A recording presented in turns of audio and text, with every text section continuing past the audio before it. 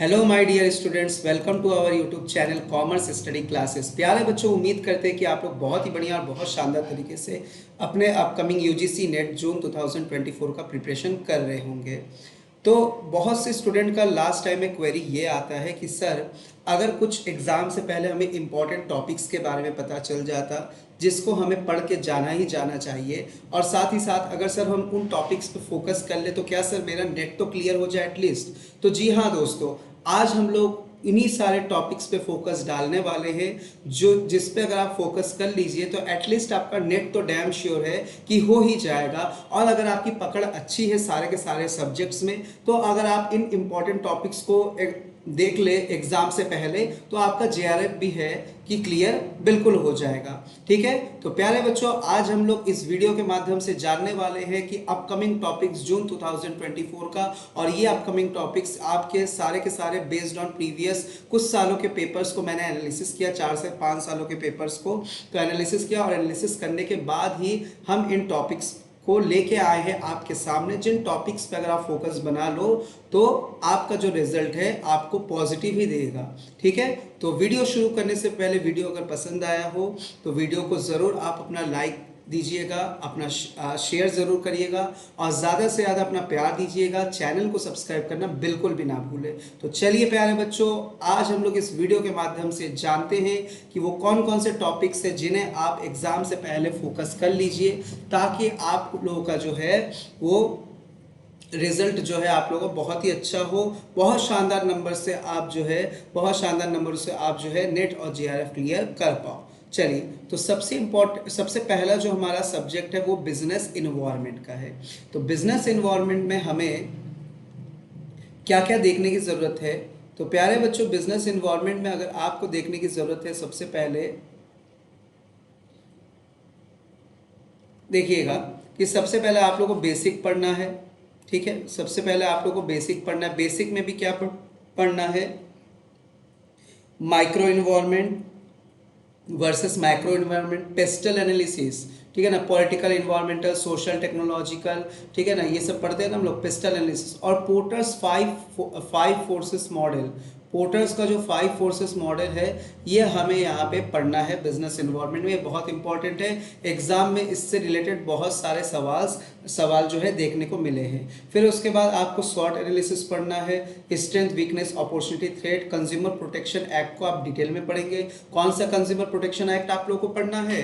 तो प्यारे बच्चों, 2019 का एक्ट आप लोगों को है जो पढ़ना है। इसके जो करेंट जुरिस्डिक्शन है, 2021 का जो जुरिस्डिक्शन आया था जिसमें हम लोग के डिस्ट्रिक्ट फोरम, स्टेट फोरम और नेशनल फोरम में जो चेंजेस आए थे लिमिट्स को लेके, उसके बारे में आप लोगों को अच्छी तरीके से जानकारी होनी चाहिए। उसके बाद आप लोगों को फेमा पढ़ना है, फॉरेन एक्सचेंज मैनेजमेंट एक्ट, इसके हम लोग बेसिक्स जानेंगे तो ही सफिशिएंट है। फिर उसके बाद monetary policy versus fiscal policy क्या होता है, इसके बारे में जानेंगे। मॉनेटरी पॉलिसी जैसे कि आरबीआई का होता है, फिस्कल पॉलिसी जो कि गवर्नमेंट का होता है, ठीक है ना।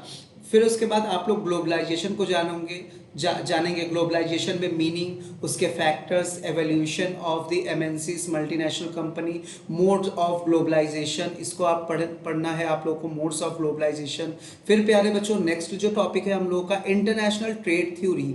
ये ट्रेड थ्योरी से बहुत सारे सवाल जो है वो देखे गए हैं, पिछले साल भी, उसके पहले भी। तो हर साल इंटरनेशनल ट्रेड थ्योरी से सवाल जो आना है तय है। ठीक है, तो इसके जो इंटरनेशनल ट्रेड थ्योरीज के जो थिंकर्स है, इसके एजम्पशंस क्या क्या है, कौन कौन से मॉडल्स होते हैं इंटरनेशनल ट्रेड थ्योरी के, ईपीआरजी फ्रेमवर्क क्या है, साथ ही साथ modes of entry, stages of international development. उसके बाद आप लोगों को पढ़ना पड़ेगा कुछ इंटरनेशनल ऑर्गेनाइजेशंस के बारे में। कौन कौन सा? SAARC, South Asian Association of Regional Cooperation, NAFTA, USMCA, ASEAN, G20, Mercosur, World Bank के बारे में, आईएमएफ की history, Bretton Woods conference, structure of IMF, function क्या है, year of establishment, member.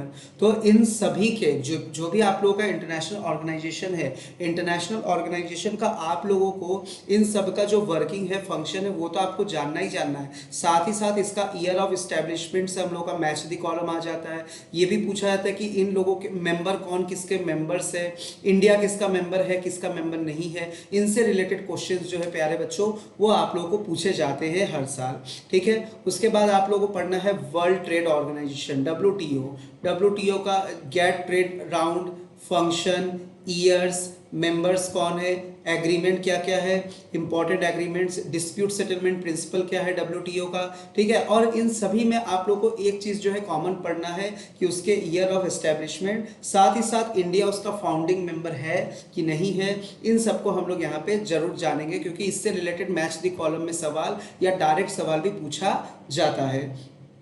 Next है रेगुलेटरी फ्रेमवर्क, जैसे tariff and non tariff barrier government के कौन कौन से हैं, export procedure, says, special economic zone, FTP, foreign trade policy, ठीक है ना, free trade policy, schemes, DGFT, dumping क्या होता है, बैलेंस ऑफ पेमेंट के बारे में पढ़ेंगे आप लोग, जिसमें बैलेंस ऑफ पेमेंट और बैलेंस ऑफ ट्रेड दोनों को हम लोग पढ़ते हैं। बैलेंस ऑफ पेमेंट का accounts, classification of transaction, capital nature का ट्रांजेक्शन किसको कहते हैं, करंट नेचर के ट्रांजेक्शन किसको कहते हैं, इन सबको हम लोग प्यारे बच्चों यहाँ पे पढ़ेंगे। उसके बाद FDI, फॉरेन डायरेक्ट इन्वेस्टमेंट, इससे तो प्यारे बच्चों हर साल सवाल आया है। इसके टाइप्स, OLI थ्योरी क्या होता है, सेक्टोरियल लिमिट क्या है, होस्ट एंड होम कंट्री किसे कहते हैं। ठीक है, तो FDI की लिमिट का किस किस चीज़ों पे प्रोहिबिशन है इंडिया में FDI से रिलेटेड, तो इन सब से रिलेटेड जो है सवाल पूछा जाता है। उसके बाद अगला जो टॉपिक है इंटरनेशनल इकोनॉमिक इंटीग्रेशन, स्टेजेस और इंडिया का जो फ्री ट्रेड एग्रीमेंट है, इसके बारे में हम लोग यहाँ पे पढ़ेंगे, इंटरनेशनल इकोनॉमिक इंटीग्रेशन। तो बिजनेस इन्वायरमेंट से ये इंपॉर्टेंट टॉपिक है जिस पे आप लोगों को लास्ट टाइम पे फोकस बना लेना चाहिए। तो इन टॉपिक्स को प्यारे बच्चों आज ही से आप एकदम रिवाइज करना शुरू कर दीजिए, पढ़ना शुरू कर दीजिए। नेक्स्ट हम लोग का जो यूनिट है वो अकाउंटिंग और ऑडिटिंग है। अकाउंटिंग में आप लोग क्या पढ़ोगे, अकाउंटिंग में अकाउंटिंग कंसेप्ट एंड कन्वेंशन, हर साल इससे बच्चों क्वेश्चन आता ही आता है। एजर्शन रीजन में भी आ जाता है क्वेश्चन, मैच द कॉलम में भी, और डायरेक्ट भी सवाल पूछा जाता है। साथ ही साथ रेवेन्यू वर्सेस कैपिटल एक्सपेंडिचर किसको कहते हैं हम लोग, अकाउंटिंग स्टैंडर्ड्स की लिस्ट, ठीक है ना, अकाउंटिंग स्टैंडर्ड 1, अकाउंटिंग स्टैंडर्ड 2, 3, 4, इस तरीके से आप लोगों को सारे अकाउंटिंग स्टैंडर्ड्स याद होने चाहिए कि अकाउंटिंग स्टैंडर्ड 19 क्या होता है, अकाउंटिंग स्टैंडर्ड 14 क्या है। ठीक है, इंड एएस, उसके बाद पार्टनरशिप अकाउंटिंग, उसमें profit sharing ratio, fundamental, admission, retirement, जिसमें हम लोग gaining ratio, sacrificing ratio, valuation of goodwill, super profit, average profit, capitalization method, साथ ही साथ लीगल प्रोविजन क्या है पार्टनरशिप अकाउंटिंग को लेके, उसके साथ ही साथ डिसोल्यूशन ऑफ पार्टनरशिप फर्म में हम लोग को क्या क्या चीज़ें करने पड़ते हैं एक फर्म को डिसॉल्व करने से पहले, बंद करने से पहले। ठीक है, देन नेक्स्ट उसके बाद आप लोग पढ़ोगे कॉर्पोरेट अकाउंटिंग पढ़ोगे आप लोग। कॉर्पोरेट अकाउंटिंग में आप forfeiture and re issue of share, debenture, इन सबको हम लोग पढ़ते हैं। डिबेंचर का issue, redemption of debenture, security premium क्या होता है, सिक्योरिटी प्रीमियम का यूटिलाइजेशन हम लोग कहाँ कहाँ पे करते हैं, राइट शेयर क्या होता है, बोनस शेयर क्या होता है, इम्प्लॉय, इसके साथ ही साथ आप लोग इस पे ये चीज़ भी पढ़ लेना, जैसे इम्प्लॉय स्टॉक ऑप्शन प्लान क्या होता है, स्वेट इक्विटी शेयर क्या होता है, क्या स्वेट इक्विटी शेयर क्या होता है प्यारे बच्चों। ठीक है ना, उसके बाद साथ ही साथ एक कंपनी अगर लिक्विडेट होती है तो लिक्विडेशन का प्रोसेस क्या है, क्या प्रोसीजर अपनाया जाता है लिक्विडेशन करने के लिए। ठीक है, तो इन सारे चीज़ों पे हम लोग फोकस डालने वाले हैं। नेक्स्ट उसके बाद रेशियो एनालिसिस, जिसमें आप लोग पढ़ते हो liquidity ratio, solvency ratio, turnover ratio, profitability ratio. तो इन सारे रेशियोज को हमें पढ़ने, इसके फॉर्मूले से भी क्वेश्चन आते हैं और साथ ही साथ इससे रिलेटेड न्यूमेरिकल्स भी पूछे जाते हैं। मार्जिनल कॉस्टिंग में आप लोग पढ़ोगे एजम्पशंस, इसके फॉर्मूले, न्यूमेरिकल्स आपको पढ़ना है, ब्रेक इवन पॉइंट क्या होता है, ब्रेक इवन एनालिसिस। ठीक है, इन सब से रिलेटेड हम लोगों को न्यूमेरिकल पूछता है। तो प्यारे बच्चों इस पे न्यूमेरिकल्स पे भी फोकस करना है आप लोगों को। ठीक है, न्यूमेरिकल्स पूछा जाता ही जाता है, हर साल पूछा जाता है, हर शिफ्ट में पूछा जाता है। नेक्स्ट प्यारे बच्चों जो टॉपिक है हमारा स्टैंडर्ड कॉस्टिंग। ठीक है, स्टैंडर्ड कॉस्टिंग के क्या स्टेप्स होते हैं, कौन कौन सा फॉर्मूला होता है, न्यूमेरिकल्स, रीजन ऑफ वेरिएंस, ठीक है ना, जैसे हम लोग पढ़ते हैं ना marginal cost variance, standard cost variance, ठीक है। तो ये सारे के सारे वेरिएंसेस हम लोग को यहाँ पे पढ़ने हैं। नेक्स्ट है हमारा बजटिंग स्टेप, बजटिंग के step, types of budgeting, activity ratio, ये सारे के सारे चीज़ें हम लोग को यहाँ से पढ़ने हैं। फिर उसके बाद आप लोग को पढ़ना है cash flow statement. Cash flow statement के क्लासिफिकेशन याद है ना, कि भूल गए आप लोग? क्लासिफिकेशन कौन कौन से है? ऑपरेटिंग रेशियो है, ऑपरेटिंग एक्टिविटी, क्या है? ऑपरेटिंग एक्टिविटी है। फिर उसके बाद आप लोग ऑपरेटिंग एक्टिविटी के बाद फिर कौन सी एक्टिविटी है? फिर उसके बाद इन्वेस्टिंग एक्टिविटी है, फिर उसके बाद फाइनेंसिंग एक्टिविटी है। तो तीनों एक्टिविटीज़ को हम लोगों को पढ़ने हैं, operating activity, financing activity, investing activity. Cash flow statement का अकाउंटिंग स्टैंडर्ड क्या है? याद है कि वो भी भूल गए आप लोग? अकाउंटिंग स्टैंडर्ड 3 है। फिर उसके बाद फंड फ्लो स्टेटमेंट पढ़ोगे आप लोग, sources and application of fund, जिसमें आप लोग इस वर्किंग कैपिटल का भी स्टेटमेंट बनाते हो, ठीक है ना। फिर प्रोसेस कॉस्टिंग, प्रोसेस कॉस्टिंग में हम लोग abnormal profit, normal profit, abnormal losses, इन सब की अकाउंटिंग किस तरीके से की जाती है, नॉर्मल लॉसेस का अकाउंटिंग ट्रीटमेंट कैसे किया जाता है, इसको पढ़ेंगे हम लोग। Activity based costing, ABC। फिर टारगेट कॉस्टिंग को हम लोग पढ़ेंगे यहाँ पे। साथ ही साथ कुछ अप्रोचेस पढ़ेंगे आप लोग, किससे रिलेटेड? ह्यूमन रिसोर्स अकाउंटिंग और इन्फ्लेशन अकाउंटिंग से रिलेटेड। फिर उसके बाद आप लोगों को पढ़ना है एमलगमेशन एंड मर्जर, जिसका अकाउंटिंग स्टैंडर्ड क्या है? जिसका अकाउंटिंग स्टैंडर्ड 14 है। तो amalgamation in the nature of purchase and amalgamation in the nature of merger, दोनों का ही हम लोग पढ़ते हैं। इसमें कुछ आप लोग डिफेंस टैक्टिक्स पढ़ते हैं, जैसे हॉस्टाइल टेक ओवर क्या होता है, ठीक है ना, हॉस्टाइल टेक ओवर क्या होता है, इन सब को, इन सारे के सारे टेक ओवर के बारे में हम लोग पढ़ते हैं। होल्डिंग और सब्सिडरी कंपनी क्या होता है, होल्डिंग एंड सब्सिडरी कंपनीज के अकाउंटिंग ट्रीटमेंट कैसे किए जाते हैं, ठीक है ना। माइनॉरिटी इंटरेस्ट कैसे कैलकुलेट किया जाता है, तो यहाँ पे आप लोग को ये सारे के सारे चीज़ें सीखने को मिलेगा कि माइनॉरिटी इंटरेस्ट कैसे कैलकुलेट किया जाता है, होल्डिंग सब्सिडरी कंपनी के अकाउंटिंग ट्रीटमेंट, ये सारे के सारे चीज़ें हमें यहाँ पे सीखने हैं। फिर ऑडिटिंग के कुछ टर्म्स और टर्मिनोलॉजीज आपको देखना है। वाउचिंग और वेरिफिकेशन क्या होता है, दोनों में क्या अंतर है, ऑडिटर के राइट्स और ड्यूटी, और ऑडिट रिपोर्ट, जैसे ऑडिट रिपोर्ट होता है ना, क्वालिफाइड रिपोर्ट, ठीक है ना, क्वालिफाइड रिपोर्ट क्या होता है, ठीक है ना। डिस्क्लेमर रिपोर्ट क्या होता है, डिस्क्लेमर रिपोर्ट क्या होता है, disclaimer report, qualified report, disqualified report, ठीक है ना। ये सब रिपोर्ट क्या होता है, डिस्क्लेमर रिपोर्ट क्या होता है, ये सब चीज़ें पढ़ेंगे। फिर उसके बाद बेसिक ऑफ कंपनी ऑडिट, जिसमें हम लोग सेक्शंस पढ़ेंगे, कहाँ से कहाँ तक का सेक्शंस पढ़ेंगे। सेक्शन 139 से सेक्शन 148 में जो भी अपॉइंटमेंट रिमूवल ऑफ ऑडिटर है, यहाँ पे हम लोग चीज़ों को पढ़ेंगे प्यारे बच्चों। उसके बाद आप लोगों को क्या पढ़ना है, मैनेजमेंट ऑडिट पढ़ना है, एनर्जी ऑडिट पढ़ना है, कॉस्ट ऑडिट के बारे में आप लोग को जानना है। तो इतने सारे चीज़ें जो है हम लोग अकाउंट्स में पढ़ेंगे। तो अकाउंट्स में आप लोगों को अकाउंट्स पढ़ना है, कॉस्ट अकाउंट पढ़ना है, ऑडिट भी पढ़ना है, ठीक है। तो इसमें हम लोगों को क्या क्या पढ़ना होता है पता है आप लोगों को? आप लोगों को इसमें अकाउंट्स पढ़ना है, फाइनेंशियल अकाउंट्स, ठीक है ना। आप लोगों को यहाँ पे फाइनेंशियल अकाउंट्स पढ़ना है, कॉस्ट अकाउंट भी पढ़ना है, आप लोगों को यहाँ पे साथ ही साथ ऑडिटिंग भी पढ़ना होता है। ये 3 यूनिट मिलके आप लोगों का unit 2 accounting and auditing complete होता है।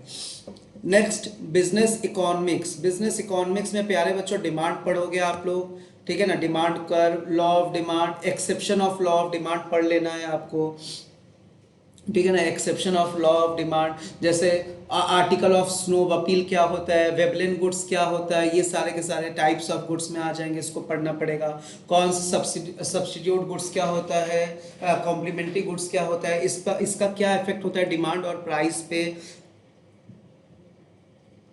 और साथ ही साथ आप लोग को इसका कर्व भी बनाने आना चाहिए, डायग्राम बनाने आना चाहिए, ठीक है प्यारे बच्चों। OMR बेस्ड आप लोग का एग्जाम होगा, जैसे कि आप लोग को पता चल चुका है अब तो आप लोगों को जो है अब वो सारे के सारे प्रॉब्लम्स नहीं मिलेंगे स्क्रॉल करने से रिलेटेड कि प्रॉब्लम्स हो जाते हैं सर, ऑप्शन नहीं दिखते।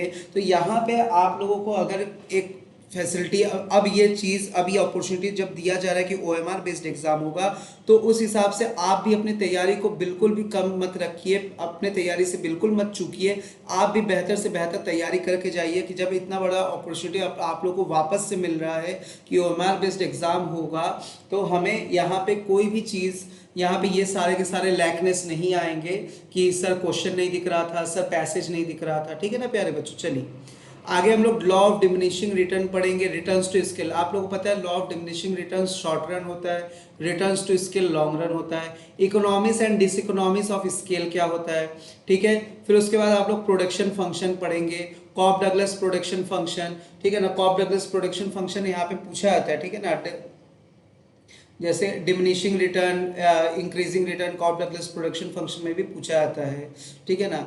लियोन्टिव पैराडॉक्स, लियोन्टिव पैराडॉक्स क्या होता है, ये बहुत ही इंपॉर्टेंट टॉपिक है, Leontief paradox. Properties of isoquant curve, आप लोगों को पता है आइसो क्वांट कर्व क्या होता है। जिस तरीके से हमारे इंडिफरेंस कर्व होते कंज्यूमर के लिए, वैसे ही तो हमारा आइसो क्वांट कर्व होता है प्रोड्यूसर्स के लिए, ठीक है। तो वो होता है हमारे कंज्यूमर के लिए, आइसो क्वांट कर्व होता है हमारे प्रोड्यूसर के लिए। नेक्स्ट है प्यारे बच्चों कॉस्ट एंड रेवेन्यू कर्व के बारे में हम लोग यहाँ पे पढ़ेंगे, उसकी properties, short run versus long run, इन सबको हम लोग पढ़ेंगे। तो कॉस्ट में आप लोग जो भी पढ़ते हो, मार्जिनल कॉस्ट, एवरेज कॉस्ट, फिर इन सब का जो शेप होता है, जैसे एवरेज फिक्स कॉस्ट का शेप क्या होता है, रेक्टेंगुलर हाइपरबोला। बाकी कॉस्ट कर्व के शेप्स कैसे होते हैं, मैक्सिमम कॉस्ट कर्व के शेप्स कैसे होते हैं, यू शेप, यू शेप, ठीक है ना। फिर प्यारे बच्चों आप लोग पढ़ोगे कंज्यूमर बिहेवियर, कंज्यूमर बिहेवियर के थ्योरीज, रैशनैलिटी और एजम्पशन। इकोनॉमिक्स में हर चीज़ का आप लोगों को एजम्पशन पढ़ना बहुत इंपॉर्टेंट है, क्योंकि एजम्पशन से क्वेश्चन आता ही आता है। यूटिलिटी एनालिसिस, यूटिलिटी में ऑर्डिनल यूटिलिटी जहाँ पे रैंकिंग की बात की जाती है, कार्डिनल यूटिलिटी को जो हम लोग मेजर करते हैं, जिसमें हम लोग टोटल यूटिलिटी, मार्जिनल यूटिलिटी पढ़ते हैं, ठीक है ना। ऑर्डिनल यूटिलिटी में ही आप लोग इंडिफरेंस कर्व को पढ़ते हो, है ना। इंडिफरेंस कर्व में ही आप लोग फिर बजट लाइन वगैरह पढ़ते हो, है कि नहीं। तो ये सारे के सारी चीज़ें आप लोगों को पढ़ने पड़ेंगे। Marginal utility, diminishing marginal utility क्या होता है, properties of indifference curve, two indifference curve never intersect each other, higher the indifference curve show high level of satisfaction. तो ये सारे के सारे चीज़ें प्यारे बच्चों आप लोगों को देख के जाना है एग्जाम में। नेक्स्ट कुछ और टॉपिक है बिजनेस इकोनॉमिक्स के, जैसे ऑब्जेक्टिव ऑफ बिजनेस फर्म, उसके मॉडल्स, उसके थ्योरीज ऑफ प्रॉफिट के थ्योरीज। इकोनॉमिक प्रॉफिट क्या होता है, अकाउंटिंग प्रॉफिट क्या होता है। हम सबको पता है दो तरीके का कॉस्ट होता है, ठीक है ना। एक होता है implicit cost, explicit cost. Implicit और एक्सप्लिसिट कॉस्ट दोनों का ही स्थान है इकोनॉमिक्स में, बट एक्सप्लिसिट कॉस्ट को सिर्फ अकाउंटिंग में सिर्फ हम लोग एक्सप्लिसिट कॉस्ट को ही दिखाते हैं। तो इस तरीके से हमारे अकाउंटिंग प्रॉफिट और इकोनॉमिक प्रॉफिट में भी अंतर आ जाएगा, जब हम कॉस्ट में इस तरीके से चीज़ों को लेके चलते हैं कि इम्प्लिसिट कॉस्ट का कोई स्थान नहीं होता है अकाउंटिंग में, तो बट इकोनॉमिक्स में दोनों ही कॉस्ट हम लोग लेके चलते हैं, तो उस तरीके से हमारे प्रॉफिट में भी अंतर आ जाएगा। तो इसीलिए हम लोग को इकोनॉमिक और अकाउंटिंग प्रॉफिट के अंतर को पढ़ना पड़ेगा। नेक्स्ट है प्यारे बच्चों परफेक्ट कंपटीशन। परफेक्ट कंपटीशन का फीचर्स क्या है, इक्विलिब्रियम लेवल कैसे डिटरमाइन किया जाता है, मोनोपोलिस्टिक कंपटीशन क्या होता है, उसके फीचर्स, इक्विलिब्रियम। फिर उसके बाद मोनोपोली के features, equilibrium. Price discrimination, degree of monopoly, HI index क्या होता है, ठीक है। ओलिगोपोली के features, equilibrium, models. King demand curve, जिसमें इसी में बनता है ना किंग डिमांड कर्व, तो किंग डिमांड कर्व को आप लोगों को पढ़ लेना है, किंग डिमांड कर्व को पढ़ लीजिएगा प्यारे बच्चों। नेक्स्ट है basics of application, pricing policies, peak load pricing से देखिए बच्चों पूछा गया है सवाल, इससे बहुत इंपॉर्टेंट टॉपिक है। पेनिट्रेशन और स्कीमिंग प्राइसिंग क्या होता है, इससे सवाल आया है, ठीक है। नेक्स्ट टॉपिक हम लोग बात करेंगे बिजनेस फाइनेंस की। तो बिजनेस फाइनेंस में देख ले क्या क्या इंपॉर्टेंट है। सबसे पहले फाइनेंशियल मैनेजमेंट के ऑब्जेक्टिव, टाइप्स ऑफ डिसीजन, फिर sources of finance including lease financing, इसमें हम लोग पढ़ते हैं ना ऑपरेटिंग लीज, फाइनेंसिंग लीज, ये सब पढ़ते हैं ना, तो ये इंपॉर्टेंट है। इसके फॉर्मूले इंपॉर्टेंट है, EBIT अपॉन सेल्स, ये सब जो फॉर्मूले होते हैं ना, EBT अपॉन सेल्स, तो ये सब ऑपरेटिंग लीज क्या होता है, ठीक है ना, फाइनेंसिंग लीज क्या होता है, ऑपरेटिंग लीज, फाइनेंसिंग लीज, ये सब क्या होता है। कैपिटल बजटिंग, प्यारे बच्चों ये तो बहुत ही चहीता, बहुत ही खास टॉपिक है UGC नेट का। कैपिटल बजटिंग से ऐसा कोई आपका ऐसा कोई भी आपका शिफ्ट और ईयर ना छूटा हो जिससे इससे सवाल या न्यूमेरिकल फॉर्मूलेस नहीं देखे गए हैं। तो capital budgeting methods, payback period method होता है, डिस्काउंटिंग पेबैक पीरियड मेथड होता है, एनपीवी और आईआरआर। एनपीवी आईआरआर में कॉन्फ्लिक्ट अगर होगा तो किसकी बात हम सुनेंगे, एनपीवी का कि आईआरआर का? तो उस समय हम लोग अगर कॉन्फ्लिक्ट दोनों में है तो हम एनपीवी के साथ ही जाना चाहते हैं। ऐसा क्यों, उसके क्या कारण है, इस इन सबको आपको जानना पड़ेगा। फिर मॉडिफाइड आईआरआर क्या होता है, स्टेप्स क्या है, एनपीवी आईआरआर में कॉन्फ्लिक्ट वही बात है, कैपिटल रैशनिंग क्या होता है, सिंपल इसके कुछ न्यूमेरिकल्स आते हैं, मतलब आपको फॉर्मूला अगर याद है तो आप न्यूमेरिकल लगा लोगे। टाइम वैल्यू ऑफ मनी किसको कहते हैं, क्या होता है टाइम वैल्यू ऑफ मनी, समय के साथ हमारे रुपीस की वैल्यू में कमी क्यों आती है, ठीक है ना, ये सारे के सारे चीज़ें आप लोग टाइम वैल्यू ऑफ मनी में जानोगे।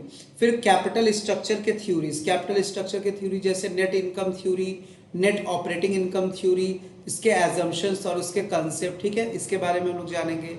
फिर cost of capital, cost of capital में इक्विटी, डेब्ट, preference share, weighted average cost of capital, leverage, operating, अभी हम आप लोगों को बता रहे थे ना। अच्छा, यहाँ पे लीज में भी ऑपरेटिंग लीज, फाइनेंसिंग लीज होता है, लीवरेज में भी ऑपरेटिंग लीवरेज, फाइनेंसिंग लीवरेज। तो हम आप लोग को अभी जो फॉर्मूला बोल रहे थे ना, तो वो लीवरेज का बोल रहे थे, ठीक है ना, लीवरेज का ही बोल रहे थे। तो ऑपरेटिंग लीवरेज, फाइनेंशियल लीवरेज जिसमें EBIT upon sales, EBT upon sales जो आप लोग। फिर कंबाइंड लीवरेज, कंबाइंड लीवरेज भी आप लोग का होता है, कंबाइंड लीवरेज, ठीक है ना। तो ये सारे के सारे तीनों लीवरेज के फॉर्मूले बहुत इंपॉर्टेंट है, ठीक है। इसके मीनिंग क्या क्या इंपॉर्टेंट है, मीनिंग आपको पढ़ लेना है, ध्यान दीजिएगा, मीनिंग पता होना चाहिए क्योंकि मीनिंग से मैच द कॉलम पूछा गया है। इसके फॉर्मूले आपको पढ़ लेना है, फॉर्मूले से डायरेक्ट क्वेश्चन आया है, और इसके numerical based on the formula कुछ बेसिक न्यूमेरिकल्स भी इसमें से पूछे जाते हैं। तो ये तीनों चीज़ें आप लोग को आना चाहिए, operating leverage, financial leverage and combined leverage के।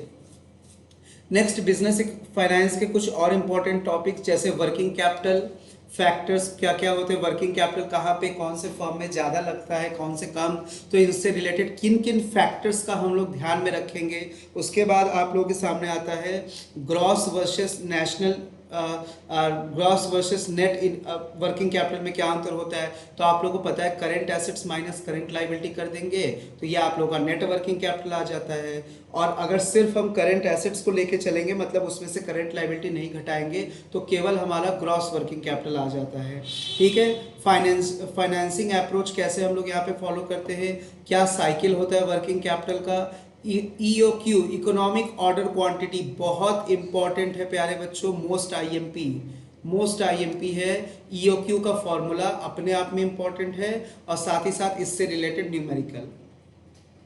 उसके बाद डिविडेंड मॉडल, एजम्पशन, उसके फॉर्मूले और उससे रिलेटेड सिंपल न्यूमेरिकल्स भी आता है।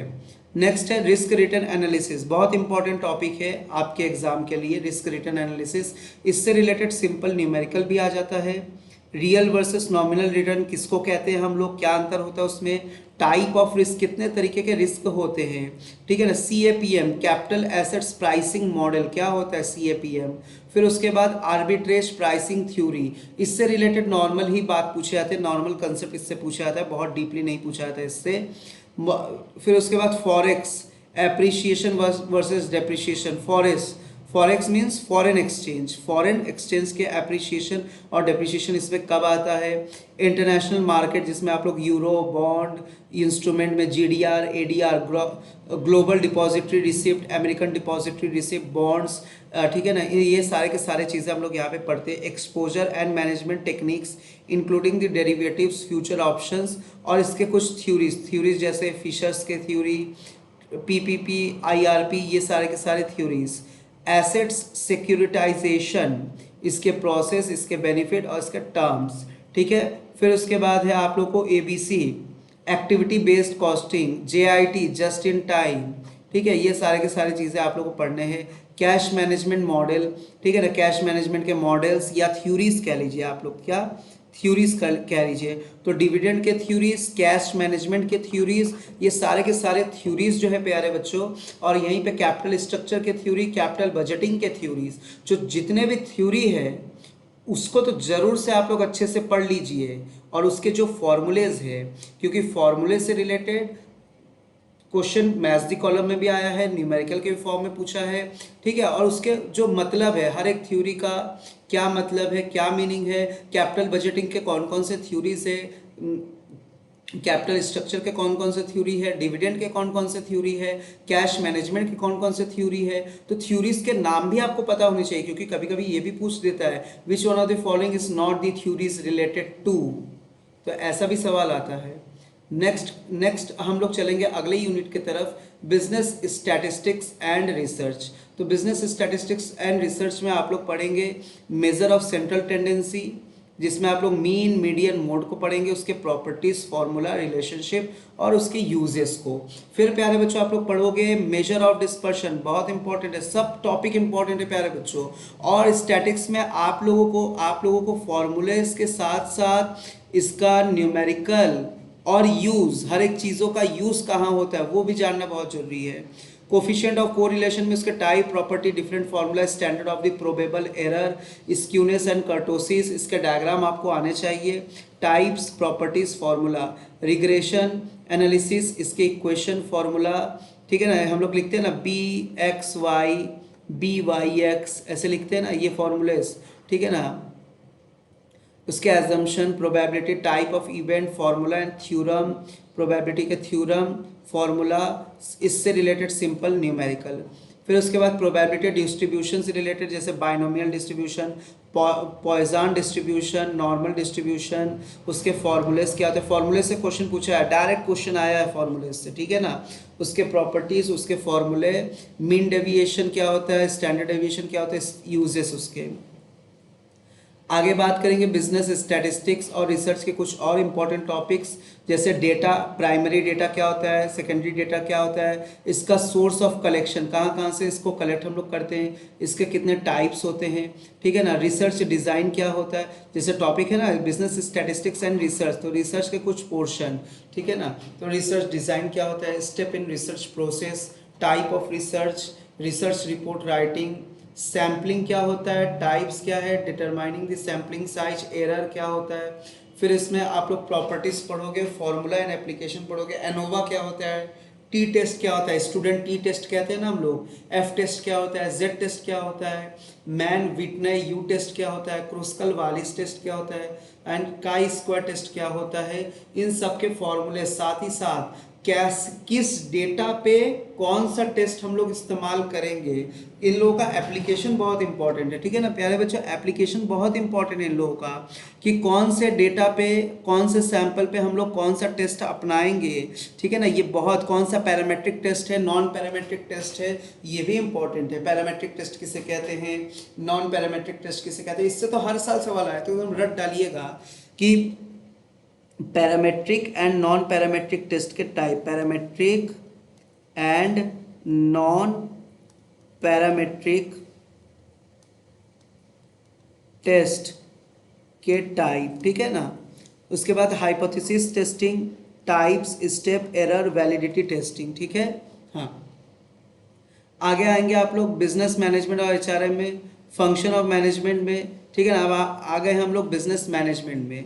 तो प्यारे बच्चों, मैनेजमेंट जो है एक अपना बहुत ही वाइड टॉपिक है, बहुत ही ब्रॉड टॉपिक है, तो इसमें हम लोगों को काफ़ी कुछ पढ़ना होता है, बट कुछ इंपॉर्टेंट टॉपिक्स जिस पे ध्यान रख लिया जाए तो उन्हीं को हम लोग ध्यान दे दें। जैसे फंक्शंस ऑफ मैनेजमेंट में सारे मैनेजमेंट के फंक्शंस के स्टेप, जैसे प्लानिंग का, ऑर्गेनाइजिंग का, स्टाफिंग का, डायरेक्टिंग का, कंट्रोलिंग का, इन सब के स्टेप्स आपको याद होने चाहिए। उसके बाद इसके थिंकर्स, मैनेजमेंट के थिंकर्स, ठीक है ना, जैसे Fayol, F.W. Taylor, Peter F Drucker, इस तरीके के जितने भी इसके जो भी पॉपुलर थिंकर्स हैं इनके, तो उन सबको आपको याद रखना पड़ेगा प्यारे बच्चों। कुछ इसके इंपॉर्टेंट टर्मिनोलॉजीज, अप्रोचेस आपको याद होना चाहिए। ऑर्गेनाइजेशन स्ट्रक्चर, जैसे टाइप ऑफ ऑर्गेनाइजेशन, कितने टाइप के ऑर्गेनाइजेशन होते हैं, फॉर्मल, इनफॉर्मल, फिर उसमें हम लोग, ठीक है ना, तो line and staff, line organization, staff organization, committee organization, तो ये जो ऑर्गेनाइजेशन के टाइप्स है, स्ट्रक्चर है, तो ये सब आप लोगों को पढ़ना पड़ेगा। डेलीगेशन और डिसेंट्रलाइजेशन क्या होता है, दोनों में क्या अंतर है, ठीक है ना। तो देखिए delegation it is just a part of decentralization, decentralization एक बहुत मेजर टर्म है, तो तो और delegation it is a part of decentralization. फिर उसके बाद आप लोग पढ़ोगे span of management, span of management. Okay okay कोई नहीं, यहाँ पे स्पैन ऐसे ही लिख दिया गया, तो ये है स्पैन ऑफ मैनेजमेंट प्यारे बच्चों, क्या स्पैन ऑफ मैनेजमेंट। चलिए अब आप लोग सुनते सुनते ये नहीं कि बस सुनते सुनते आप लोग फटाफट स्क्रॉल कर दें, आप लोग जल्दी से सिलेबस ले लीजिए अपने हाथ में, या आप अपने हाथ में अपना नोट्स ले लीजिए जो आप नोट्स बनाते हो, ठीक है ना। तो आप नोट्स में टिक करते जाओ टॉपिक्स को। वीडियो का मतलब क्या हुआ, वीडियो का मतलब ये नहीं कि आप बैठे बैठे बस पूरे सिलेबस को उतारने बैठ गए कौन कौन से इंपॉर्टेंट टॉपिक, नहीं। आप हर एक टॉपिक को, हर एक, जैसे ही हम नेक्स्ट यूनिट पे बढ़ रहे हैं तो आप तुरंत वीडियो को पॉज करिए, एक बार सुन लीजिए पूरा उस यूनिट से क्या क्या इंपॉर्टेंट है, फिर आप वीडियो को पॉज करिए और उसमें आप अपने नोट्स पे, ठीक है ना, जो भी आप अपने नोट्स बनाए हो जहाँ पे भी, तो उस पर आप टिक कर लीजिए कि क्या क्या इंपॉर्टेंट है एग्जाम के पॉइंट ऑफ व्यू से। ये तरीका होता है, ठीक है ना, ये तरीका होता है प्यारे बच्चों। ग्रुप डायनामिक्स आप पढ़ोगे, types of power, change management क्या होता है, कॉन्फ्लिक्ट मैनेजमेंट क्या होता है, बहुत इंपॉर्टेंट है कॉन्फ्लिक्ट मैनेजमेंट। कल्चर और क्लाइमेट क्या होता है, दोनों में क्या अंतर है, पूछा जा चुका है सवाल प्यारे बच्चों, ठीक है ना, बहुत इंपॉर्टेंट है। उसके बाद पर्सनालिटी डेवलपमेंट क्या होता है, इसके थ्योरीज क्या है, कौन कौन से मॉडल्स से, जैसे हम बात करें मॉडल्स में psycho analytical theory, socio psychological theory, trade theory, self theory, ठीक है। एटीट्यूड में पढ़ेंगे हम लोग इसके कंपोनेंट्स के बारे में, टाइप्स के बारे में। अब हम लोग प्यारे बच्चों पढ़ेंगे बिजनेस मैनेजमेंट में आगे मोटिवेशन थ्योरी। हम सबको पता है कि सर दो तरीके के मोटिवेशन थ्योरी है, एक है हमारा कंटेंट थ्योरी, एक है हमारा प्रोसेस थ्योरी। कंटेंट थ्योरी जो है वो हमारा Maslow need hierarchy theory, Alderfer ERG theory, ठीक है ना, मैकलैंड का थ्योरी, हर्ट्जबर्ग का टू फैक्टर थ्योरी। अल्डेफर का ERG theory existence relatedness growth, existence relatedness growth, तो ये थ्योरी बहुत इंपॉर्टेंट है। मैकलैंड का थ्योरी भी इंपॉर्टेंट है, सारे ही थ्योरी प्यारे बच्चों इंपॉर्टेंट है, सब आप लोगों को पढ़ लेना है। थ्योरीज में आप चॉइस मत रखिए कि सर कौन सा थ्योरी इंपॉर्टेंट है, सारे थ्योरी इंपॉर्टेंट है। प्रोसेस थ्योरी में से स्किनर्स थ्योरी, ठीक है ना, BF Skinner's reinforcement theory, Victor's Vroom expectancy theory, ठीक है ना, Adams equity theory, Locke's goal setting theory, ठीक है ना, लीडरशिप के स्टाइल से जैसे behavioural theory, contingency theory, great man theory, participative theory, ये सब। उसके बाद हम लोग बात करेंगे अब एचआरएम के बारे में, एचआरएम के फंक्शंस, बेसिक्स, कंसेप्ट, इन सब के बारे में। एचआर की प्लानिंग टेक्निक, परफॉर्मेंस अप्रेजल क्या होता है, कौन कौन से मेथड्स लगाते हैं, जैसे हम लोग लगाते हैं ना 360 डिग्री परफॉर्मेंस अप्रेजल मेथड, तो ये सारे के सारे उसी में आप लोग पढ़ते हो। कुछ आप लोग के मतलब कि कुछ मॉडर्न अप्रेजल मेथड्स, ठीक है ना, कुछ आप लोग के मॉडर्न अप्रोचेस मेथड होते हैं, कुछ आप लोग के पुराने अप्रोचेस होते हैं, ठीक है ना, ओल्ड अप्रोचेस, पुराने जो अप्रोचेस होते हैं। फिर उसके बाद इंडस्ट्रियल रिलेशन में आप लोग पढ़ोगे terms, committees, council and union. Then उसके बाद प्यारे बच्चों जॉब एनालिसिस, तो जॉब एनालिसिस में जॉब्स के डिस्क्रिप्शन और स्पेसिफिकेशन। जॉब एनालिसिस क्या होता है, देखिए प्यारे बच्चों इन सबसे क्वेश्चन पूछता है, जैसे जॉब एनालिसिस क्या होता है, ठीक है ना, जॉब कंटेंट क्या होता है, जॉब कंटेक्स्ट क्या होता है, जॉब स्पेसिफिकेशन क्या होता है, ठीक है ना, जॉब स्पेसिफिकेशन क्या होता है, जॉब स्पेशलाइजेशन क्या होता है, ठीक है। तो इन सभी से क्वेश्चन पूछा जाता है, हर साल क्वेश्चन पूछा जाता है, ठीक। एथिक्स में चलेंगे तो एथिक्स के approaches, CSR corporate social responsibility, कौन से कंपनीज को कॉर्पोरेट सोशल रिस्पॉन्सिबिलिटी को फॉलो करना पड़ेगा, किसके लिए मैंडेटरी है, ये सारे के सारे चीज़ें आप लोग सीएसआर में पढ़ेंगे। गवर्नेंस थ्योरी, जिसमें इसमें हम लोग पढ़ते हैं agency theory, stewardship theory, resource dependency theory, stakeholder theory, transaction cost theory, ठीक है। ये हो गया थ्योरीज के बारे में, सीएसआर के थ्योरीज के बारे में। आगे प्यारे बच्चों हम लोग का जो टॉपिक है वो है बैंकिंग एंड फाइनेंशियल इंस्टीट्यूशन। तो इसमें हम लोग पढ़ेंगे टाइप्स ऑफ बैंक्स में, कॉमर्शियल बैंक्स, उसके function, RRB, foreign banks, small finance bank, RBI की हिस्ट्री पढ़ेंगे, फंक्शन, सब्सिडरी ऑफ आरबीआई, ठीक है ना, मॉनेटरी पॉलिसी। फिर सरफेसी एक्ट, जो सरफेसी एक्ट है आरबीआई का, ठीक है ना, सरफेसी एक्ट आप लोग पढ़ लेंगे। सरफेसी एक्ट क्या होता है, ये आरबीआई से कैसे रिलेटेड है, ये आप लोग पढ़ लीजिएगा। फाइनेंशियल इंस्टीट्यूशन में NABARD, NHB, ICICI, IFCI, IDBI, UTI, Exim bank, SIDBI. इसमें आप लोग को पढ़ना क्या है प्यारे बच्चों पता है? इसमें जो मेन चीज़ आप लोगों को ध्यान में रखना है, इसका ईयर ऑफ एस्टेब्लिशमेंट, कब एस्टेब्लिश हुआ, इसका मेन फंक्शन क्या है, और कौन सा फाइनेंशियल इंस्टीट्यूशन कौन से सेक्टर को फॉलो करता है, कौन प्राइवेट सेक्टर को फॉलो करता है, कौन से यूनिट को फाइनेंस प्रोवाइड करता है, ठीक है ना। ये सारे के सारे चीज़ें हम लोग को यहाँ पे फॉलो करना देखना पड़ेगा। ई बैंकिंग में नेफ्ट क्या होता है, आरटीजीएस क्या होता है, आईएमपीएस क्या है, इन सब का लिमिट क्या है, मिनिमम लिमिट मैक्सिमम लिमिट क्या है, ठीक है ना। स्विफ्ट क्या होता है, एनपीसीआई क्या है, मोबाइल बैंकिंग, इसमें किस तरीके के आप फ्रॉड्स हो रहे हैं, और बैंकिंग कमेटी, ठीक है ना। बैंकिंग कमेटी आप लोगों को पढ़ना है। बैंकिंग कमेटी तो प्यारे बच्चों जैसे नरसिम्हम कमेटी, तो नरसिम्हम कमेटी 1, 2 दोनों पढ़ना है, तो बहुत इंपॉर्टेंट है नरसिम्हम कमेटी। इस तरीके के और भी कमेटीज है जो कि बैंकिंग कमेटी से रिलेटेड है।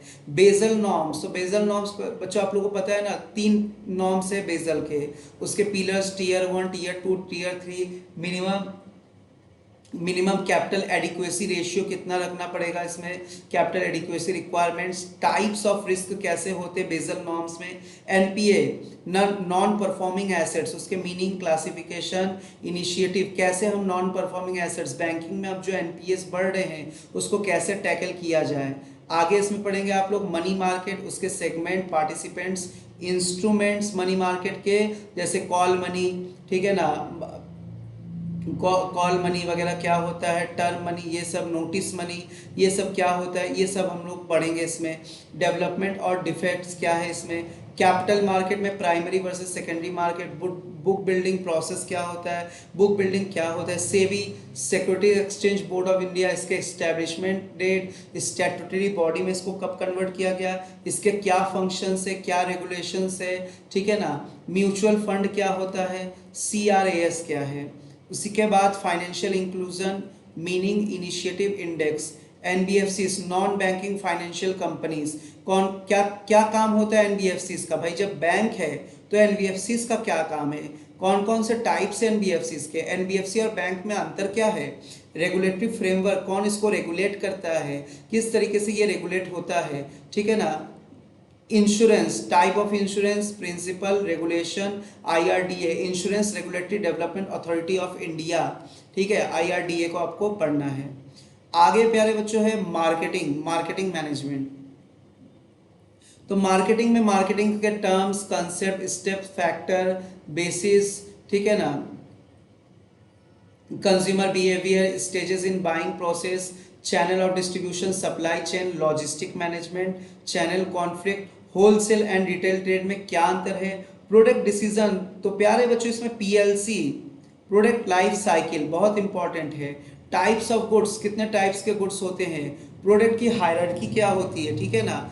फिर उसके बाद प्रमोशन मोड्स में advertising, sales promotion, personal selling, CRM, ठीक है ना, CRM, IMC, types of pricing strategy, penetration pricing, skimming pricing, cost plus pricing, इसमें क्या अंतर है, क्या डिफरेंस है, कब कौन सी प्राइसिंग स्ट्रेटेजी अपनानी चाहिए, relationship marketing, social marketing, service marketing, e-commerce, rural marketing management, Porter generic strategy, BCG matrix बहुत इंपॉर्टेंट है, BCG मैट्रिक्स आपके एग्जाम के लिए, और मैकिन्से 7S,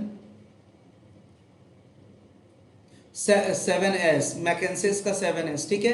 तो मार्केटिंग, प्यारे बच्चों मार्केटिंग मैनेजमेंट एक बहुत ही वास्ट टॉपिक है आप लोगों का, और अगर आप लोगों को एग्जाम में अभी क्रैक करना है आपको अपना UGC नेट, तो आप इन इंपॉर्टेंट टॉपिक्स पे तो ज़रूर अपनी पकड़ बना लीजिए। वैसे मार्केटिंग मैनेजमेंट का टॉपिक जो है बहुत वास्ट यूनिट होता है आप लोगों का, आप सबको पता है, ठीक है। अब चलेंगे प्यारे बच्चों हम लोग अपने 9th यूनिट के तरफ, जो कि है लीगल एस्पेक्ट ऑफ बिजनेस। तो लीगल एस्पेक्ट ऑफ बिजनेस में आप लोगों को एक बात मैं बता दूं, इसमें जितने भी एक्ट है ना उसके इंपॉर्टेंट डेट्स आपको पढ़ लेना है, कब उसका ईयर ऑफ डिफरेंट एक्ट, ठीक है ना, important dates related to the act और उसके कौन से ईयर ऑफ एस्टेब्लिशमेंट, कौन सा एक्ट का एनेक्टमेंट डेट क्या है, कौन सा एक्ट किस डेट से लागू हुआ है, ठीक है ना, ये सारे के सारे चीज़ें आप लोगों को यहाँ पे पढ़ने हैं। जिसमें कॉन्ट्रैक्ट एक्ट जो कि बहुत बड़ा एक्ट है अपने आप में और बहुत इंपॉर्टेंट है। इसके एसेंशियल्स, कॉन्ट्रैक्ट एक्ट के स्टेप्स क्या है, टाइप्स, डिस्चार्ज और ब्रीच ऑफ कॉन्ट्रैक्ट डैमेजेस, ठीक है ना। तो कॉन्ट्रैक्ट एक्ट बहुत इंपॉर्टेंट है प्यारे बच्चों। स्पेशल कॉन्ट्रैक्ट में जैसे आप लोग बेलमेंट पढ़ते हो, इंडेमनिटी एंड गारंटी पढ़ते हैं, एजेंसी एक्ट पढ़ते हैं, फिर उसके बाद सेल्स ऑफ गुड्स एक्ट 1930। इसके डेट्स आपको प्यारे बच्चों पढ़ लेना है और किस डेट से कौन सा एक्ट लागू हुआ है यह आपको पता होना चाहिए। सेल्स ऑफ गुड्स एक्ट में डिलीवरी कब मानेंगे, टाइप्स ऑफ गुड्स कौन कौन से होते हैं, कंडीशन और वारंटी क्या होता है, कंडीशन का अगर ब्रीच होगा तो क्या करेंगे, वारंटी में अगर ब्रीच होगा तो क्या कर सकते हैं, caveat emptor, let the buyer be aware, एक होता है कैवेट वेंडिएटर, ठीक है ना, एक होता है कैवेट एम्पटर और एक होता है caveat venditor. Caveat emptor means let the buyer be aware, caveat venditor means let the seller be aware, seller तो बेचने वाले भैया भी ध्यान से चलना पड़ेगा। आप भी आप भी गलत सामान हमको ठग नहीं सकता, ठग के कहेंगे लो भैया कैवेट एम्पटर का जमाना है, तो कैवेट एम्पटर क्या कहता है, let the buyer be aware, तो इसीलिए हम लोगों ने भी ला दिया कैवेट वेंडिएटर, ठीक है। तो दोनों ही पढ़ लेना आप लोगों को, कैवेट एम्पटर और caveat venditor. Right of unpaid seller, एक अनपेड सेलर का क्या क्या राइट्स है, ठीक है। उसके बाद नेगोशिएबल इंस्ट्रूमेंट में हम लोग नेगोशिएबल इंस्ट्रूमेंट कौन कौन सा होता है, बिल्स ऑफ एक्सचेंज, चेक और क्या होता है, प्रॉमिसरी नोट, इन सब के सेक्शन। चेक का सेक्शन क्या है, कमेंट बॉक्स में कमेंट करेंगे आप लोग। प्रॉमिसरी नोट का सेक्शन क्या है, बिल्स ऑफ एक्सचेंज क्या होता है, बिल्स ऑफ एक्सचेंज के टाइप्स पढ़ना ना भूले, बेसिक कंसेप्ट, टर्मिनोलॉजीज, डिसऑनर, अगर नेगोशिएबल इंस्ट्रूमेंट जब डिसऑनर होता है तो वहां पे क्या क्या हम लोग को बातें का ध्यान रखना पड़ता है, कौन कौन से प्रोविजंस जो है डिसऑनर ऑफ नेगोशिएबल इंस्ट्रूमेंट में अप्लाई किए जाएंगे, क्या वहाँ पे चार्जेस लगेंगे, क्या पेनाल्टी लगेंगे, ये सारे की सारी बातें। कंपनीज एक्ट में types of companies, promoter, doctrine, schedule, steps in incorporation, KMP, की मैनेजरियल पर्सोनल, केएमपी मीन्स की मैनेजरियल पर्सोनल, और उसके बाद वाइंडिंग अप का क्या प्रोसेस होगा, वहाँ पे क्या लीगल बातों को ध्यान रखना पड़ेगा जब भी हम कंपनी को वाइंड अप करें। चलिए, तो कुछ पोर्शन तो हम लोग इसका पढ़ेंगे कंपनी एक्ट का वहाँ पे बिजनेस इन्वायरमेंट में, और कुछ पोर्शन आप लोग इसके लीगल एस्पेक्ट में भी पढ़ेंगे। साथ ही साथ RTI act, right to information, इसके डेफिनेशन, प्रोसीजर और इसके कुछ करेंट आपको जो कुछ इंपॉर्टेंट प्रोविजंस भी यहाँ पे पढ़ना है, ठीक है ना, कुछ इंपॉर्टेंट प्रोविजन आपको यहाँ पे पढ़ना है। LLP, limited liability partnership act 2008 का है। इसके बेसिक्स, फीचर्स, पार्टनर्स, शेड्यूल और वाइंडिंग अप, है ना। जीएसटी, तो प्यारे बच्चों goods and service tax, features, structure, limit, हाँ कहाँ क्या कितना लिमिट है, स्टेट वाइज लिमिट्स भी पढ़ना है आपको और गुड्स वाइज भी लिमिट्स आपको पढ़ना है, ठीक है ना। रेट्स, कौन कौन से रेट्स अभी लागू है, जैसे 0%, 5%, 12%, 18%, ठीक है ना, 28%, ठीक है। ये सारे के सारे रेट्स के बारे में, कौन से गुड्स पे कौन सा रेट लगता है, तो एक लमसम एक मोटा मोटी जानकारी आप लोग को रख लेना है। कंपटीशन एक्ट 2002, जैसे कंपटीशन एक्ट किसको हटा के कंपटीशन एक्ट आया, एमआरटीपी एक्ट को, monopolistic and restrictive trade practices, MRTP act को हटा के जो है कंपटीशन एक्ट आया था 2002 में। तो एमआरटीपी एक्ट जो है 1969 का आपका एमआरटीपी एक्ट है। तो एमआरटीपी एक्ट में क्या कमी थी जिसको लेके फिर मुझे एमआरटीपी को रिप्लेस करके कंपटीशन एक्ट 2002 लेके आना पड़ा। इसके एग्रीमेंट, इसके प्रोसीजर, पावर्स एंड पेनाल्टीज 2023 में इसमें कुछ अमेंडमेंट्स आए थे, तो रिसेंट अमेंडमेंट भी प्यारे बच्चों आप लोगों को पढ़ लेना है। आईपीआर, इंटेलेक्चुअल प्रॉपर्टी राइट में ट्रेडमार्क, कॉपीराइट, पेटेंट, ठीक है ना, इसके मीनिंग, टेन्योर का जो भी टेन्योर, जैसे इंटेलेक्चुअल प्रॉपर्टी जो राइट दिया जा रहा है, तो अब पेटेंट कितने साल तक दिया जाता है, उसको रिन्यू कैसे करवाएंगे, उसी तरीके से ट्रेडमार्क कितने साल के लिए दिया जाता है, उसका रिन्यूअल कैसे होता है, ठीक है। तो एक्ट्स तो इम्पॉर्टेंट सेक्शन जो भी रिलेवेंट है एग्जाम से रिलेटेड वो आप लोगों को देखना है। तो प्यारे बच्चों बढ़ चले हम लोग अपने अंतिम यूनिट के ओर, इनकम टैक्स और कॉर्पोरेट टैक्स, जो कि बहुत बहुत इंपॉर्टेंट है। इससे रिलेटेड न्यूमेरिकल्स हम लोग को एग्जाम्स में तो आते ही आते हैं इनकम टैक्स के। तो इनकम टैक्स में पढ़ने क्या है, सबसे पहले बेसिक कंसेप्ट, इसके डेफिनेशन, प्रीवियस ईयर और असेसमेंट ईयर किसको कहते हैं, कौन से ईयर में टैक्स लगता है, ठीक है ना। तो जिस साल हम लोग इनकम कमाते हैं उस साल पे जो टैक्स का असेसमेंट होता है, कैलकुलेशन होता है, वो अगले साल होता है, जिसको हम लोग कहते हैं असेसमेंट ईयर, ठीक है। तो प्रीवियस ईयर असेसमेंट ईयर क्या होता है, क्या क्या इसके कुछ एक्सेप्शन भी है कि असेसमेंट ईयर और प्रीवियस ईयर कब इक्वल हो जाए, प्रीवियस ईयर और असेसमेंट ईयर कब इक्वल हो जाए। तो इन सभी चीज़ों से प्यारे बच्चों सवाल आता है हमारे, ठीक है। फिर टैक्स रेट्स क्या है, सरचार्ज क्या होता है, सरचार्ज कितने इनकम से कितने क्या लिमिट है सरचार्ज लगाने का, ओल्ड और न्यू टैक्स रिजाइम क्या है, old and new tax regime. फिर उसके बाद रेजिडेंशियल स्टेटस, रेजिडेंशियल स्टेटस को कैसे डिटरमाइन करेंगे, क्योंकि जब तक आप रेजिडेंशियल स्टेटस को नहीं डिटरमाइन करेंगे तो आप टैक्स लायबिलिटी नहीं पता कर पाएंगे।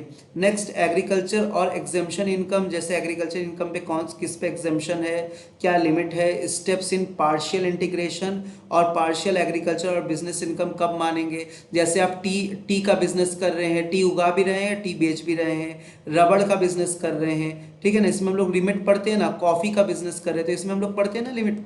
तो वही सारे चीज़ें यहाँ पे लिखे हैं कि पार्शियल एग्रीकल्चर और पार्शियल बिजनेस इनकम कब माना जाएगा और कितना परसेंटेज माना जाएगा, ये बहुत इंपॉर्टेंट है। क्योंकि बोला जाता है कि अगर आप टी उगा भी रहे हैं और टी आप बेच भी रहे हैं तो कितने परसेंटेज को हम लोग एग्रीकल्चर इनकम मानेंगे, ठीक है, और उसको हम लोग एग्जेम्प्ट कर देते हैं टैक्सेबल इनकम से, और कितने परसेंटेज को हम लोग क्या मानेंगे, बिजनेस इनकम मानेंगे। तो ये चीज़ आप लोगों को यहाँ पे पढ़ना है। सैलरी, जो आपके 5 हेड्स ऑफ इनकम है वो भी आपको पढ़ना ही है। सैलरी है, हाउस प्रॉपर्टी है, पीजीपीपी है, कैपिटल गेन है, ठीक है, एंड अदर सोर्सेज भी है। तो सैलरी में scope, allowances, perquisite, retirement benefit, इसके फॉर्मूले, ग्रेचुइटी, साथ ही साथ पीएफ, पेंशन एक्सेट्रा। इसमें आप लोगों को कैलकुलेशन भी पढ़ना है, इसके लिमिट्स भी, कि ग्रेचुइटी अगर लगेगा तो वहाँ पे कैलकुलेशन कैसे किया जाएगा, ठीक है। तो ये सारे के सारे चीज़ें यहाँ पे, कार अलाउंसेस जो भी परक्विजिट और दिए जाते हैं उन सभी के कैलकुलेशंस हम लोग कैसे करते हैं। हाउस प्रॉपर्टी में gross annual value, net annual value का कैलकुलेशन कैसे करते हैं। इंटरेस्ट अगर लोन लेके घर बनवाए हैं तो वहाँ पे इंटरेस्ट का डिडक्शन कैसे दिया जाता है, कितने सालों तक के लिए दिया जाता है, ये सारे के सारे चीज़ें यहाँ पे पढ़ेंगे। PGBP, profit and gain from business and profession, इसमें expenses allowed, disallowed, scientific research, depreciation, tax audit, presumptive taxation. Capital gain क्या होता है, ठीक है ना, कैपिटल गेन के बेसिक्स क्या है, कहाँ पे कौन से कैपिटल गेन पे एग्जेम्पशन मिलता है, कितने तक एग्जेम्पशन मिलता है, क्या प्रोविजंस हमें फॉलो करने पड़ते हैं कि हम एग्जेम्पशन ले पाए। provisions required to claim for exemption, ये आप लोगों को पढ़ना है। इनका उसके साथ ही साथ एडवांस टैक्स, टीडीएस क्या होता है, टैक्स डिडक्टेबल एट सोर्स, किस रेट से कटता है, किस पे कटता है, किस रेट से, क्या लिमिट है इसके। TCS, tax collection at source, इसके rate, threshold limit, sections, forms, time limit, ये सारे के सारे चीज़ें। Tax planning, avoidance, evasion of tax, tax की चोरी, टैक्स का अवॉइडेंस, कौन सा इलीगल है, टैक्स का प्लानिंग, ठीक है, टैक्स का मैनेजमेंट, ये इंपॉर्टेंट है, बहुत इंपॉर्टेंट है प्यारे बच्चों। मोस्ट आईएमपी एग्जाम पे इससे रिलेटेड क्वेश्चन एक पूछा जाता ही जाता है। डबल टैक्सेशन किसको कहते हैं, यूनिलेटरल और बायलेटरल में क्या अंतर है, relief, step, condition, transfer price क्या होता है, ALP, methods, other source of income में स्कोप ऑफ इनकम, कौन से इनकम को हम लोग अदर सोर्स ऑफ इनकम में डालेंगे जो उन पांचों हेड्स में नहीं आएगा, ठीक है ना। Income from salary, PGBP, capital gain, house property, इन सब में जो नहीं आता है वो अदर सोर्स ऑफ इनकम में आता है। Tax on dividend, dividend pay tax कितना लगेगा, किस रेट से लगेगा, क्या उसका लिमिट है। डिडक्शंस जो आप लोग पढ़ते हैं 80C से 80U तक के डिडक्शंस, इसके क्या लिमिट्स है, ठीक है ना, किस सेक्शन में किसका डिडक्शन है, किस सेक्शन में किसका डिडक्शन है, उसके लिमिट्स कितने हैं और क्या उसके इंपॉर्टेंट प्रोविजंस है कि कब वो डिडक्शन हम ले सकते हैं। Filing of ITR, in ITR file करने का क्या प्रोसेस है, टाइम कब है, कब हम लोग आईटीआर फाइल करते हैं, क्या इंपॉर्टेंट सेक्शन है, आईटीआर फाइल करने से पहले हमें कौन कौन से फॉर्म्स भरने पड़ते हैं या कौन कौन से फॉर्म्स हमें हमारे पास अवेलेबल रहने चाहिए, अगर आईटीआर आप समय से नहीं भरेंगे तो क्या पेनाल्टी लगेगा। Basic of clubbing of income, income की क्लबिंग कैसे की जाती है, इनकम का सेट ऑफ कैसे किया जाता है और कैरी फॉरवर्ड ऑफ लॉसेस, ठीक है ना, कैसे हम किसी लॉसेस का सेट ऑफ करते हैं और कैसे हम किसी लॉसेस को कैरी फॉरवर्ड करते हैं, ठीक है। तो इन सारे के सारे चीज़ों को हम लोग यहाँ पे पढ़ेंगे। ये सारे के सारे इंपॉर्टेंट टॉपिक्स है जो कि आप लोगों को एग्जाम से पहले ज़रूर से कवर कर लेना है प्यारे बच्चों, ठीक है। तो प्यारे बच्चों ये था 10 के 10 यूनिट जिसमें मैंने आप लोगों को सारे के सारे इंपॉर्टेंट टॉपिक्स बता दिए जो कि आप अपने अपकमिंग यूजीसी नेट जून 2024 के लिए प्रिपेयर जरूर से करके जाइए और आप अच्छे नंबरों से अच्छे मार्क्स से आप नेट जेआरएफ क्रैक करके आइए, ठीक है। तो प्यारे बच्चों चलिए अब हम लोग मिलते हैं अगले वीडियो में कुछ ऐसे ही इंपॉर्टेंट इन्फॉर्मेशन के साथ, कुछ ऐसे ही अपडेट के साथ। तो प्यारे बच्चों वीडियो अगर आप लोगों को ज़रा सा भी पसंद आया हो तो वीडियो को लाइक और शेयर करना बिल्कुल मत भूलिए और चैनल को प्लीज़ आप लोग सब्सक्राइब कर ले। बहुत बहुत धन्यवाद, खुश रहिए, स्वस्थ रहिए और बहुत अच्छे से आप अपने अपकमिंग एग्जाम का प्रिपरेशन ज़रूर करते रहिए। Thank you so much.